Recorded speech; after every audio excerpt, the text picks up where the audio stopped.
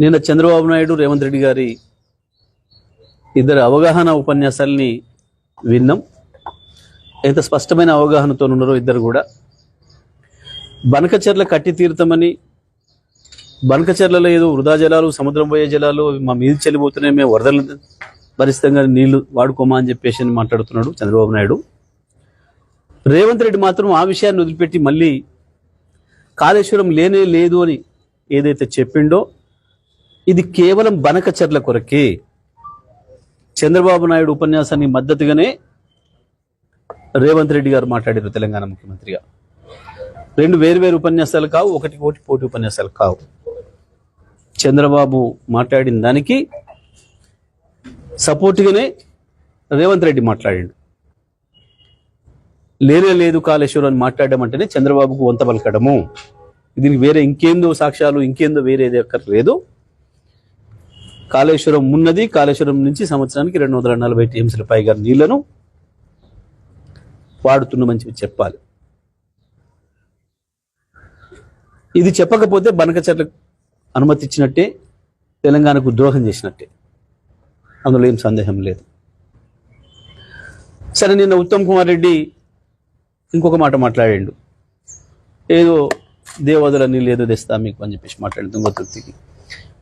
అంటే దీంతోనే వీళ్ళకి అర్థమైంది, ప్రజలకు అర్థమైంది, మీరు ఇన్ని రోజులు ఎస్ఆర్ఎస్ నుంచి తెస్తున్నాం నీళ్ళు అని చెప్పిన మాట ఏదైతే ఉందో అది అబద్ధం.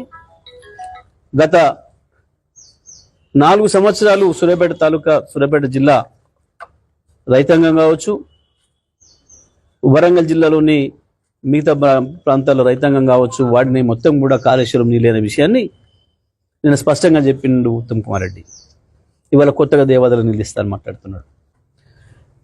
ఈ ముఖ్యమంత్రి చేస్తున్న ద్రోహం ఏదైతే ఉందో తెలంగాణ ప్రజలకి, తెలంగాణ ప్రజలందరూ కూడా అర్థం చేసుకోవాల్సిన అవసరం ఉంది. రైతాంగం కూడా తగు రీతిలో స్పందించాల్సిన అవసరం ఉంది. నిన్నటి స్వాతంత్ర దినోత్సవ సందర్భంగా చేసిన ఉపన్యాసాలు చంద్రబాబు నాయుడుకు ఉపయోగపడే పద్ధతుల్లో, చంద్రబాబు నాయుడు ఉపన్యాసం కొనసాగింపులో భాగంగానే రేవంత్ రెడ్డి కూడా మాట్లాడిండు. అది ఒక్క మాటలు చెప్పాలంటే చంద్రబాబు నాయుడు రాసిచ్చిన ఉపన్యాసాన్ని రేవంత్ రెడ్డి మాట్లాడాడు. కానీ డ్రామా చేసి ఏదో మీడియాలో, డబ్బా ఛానళ్ళల్లో ఏదో ముఖ్యమంత్రులు పోటీపడి మాట్లాడిన కొంతమంది వేసినారు. బహుశా వాళ్ళకి అర్థం కాకనా, అవగాహన లేకనా, లేదా వాళ్ళ స్పాన్సర్డ్ ప్రోగ్రామ్గా వేసినరా. నిన్నటి మాత్రం చాలా స్పష్టంగా బనకచెర్ల కుట్రకి అనుకూలంగానే తాళం వేసిండు, తందనాలు ఆడుతున్నాడు ముఖ్యమంత్రి రేవంత్ రెడ్డి తప్ప ఇంకోటి కాదు. ఎట్టి పరిస్థితులలో బనకచెర్లను వ్యతిరేకించి తీరాలి. గోదావరిలో ఒక చుక్క కూడా నీళ్లు లేవు ఇప్పుడు. ఇవాళ మిగులు జలాల సమస్యనే లేదు. గోదావరి పైన ఇంకొక ట్రిబ్యునల్ వచ్చిన తర్వాత ఆ ట్రిబ్యునల్ ఎన్ని నీళ్లు ఉన్నాయని తేల్చిన తర్వాత మాత్రమే మిగతా ప్రాజెక్టులు, ఆంధ్రప్రదేశ్ ప్రాజెక్టులకు అనుమతి గురించి ఆలోచించాలి తప్ప ఇప్పుడు ఉన్న నీళ్ళ మీద ప్రాజెక్టు కట్టడానికి వీల్లేదు. మనం ఏదైతే కాళేశ్వరం నుంచి వెళ్ళి వాడుతున్నామో, గతంలో వాడినామో దాదాపు 250 పైన టీఎంసీలను, అవి మనవి, పూర్తి వినియోగించబడ్డవి, గోదావరిలో మనకి ఇప్పటివరకు ఇచ్చిన హక్కును. కాబట్టి చుక్క నీళ్ళు కూడా దాంట్లో లేవు. ఈ విషయాన్ని మాట్లాడకుండా రేవంత్ రెడ్డి దాచిపెట్టడం, మళ్ళీ కేసీఆర్ గారి పైన మాట్లాడడం అంటే ఇది చంద్రబాబు వంతబడ్డం తప్ప ఇంకోటి కాదు, తెలంగాణ ప్రజలకు ద్రోహం చేయడం తప్ప ఇంకోటి కాదు.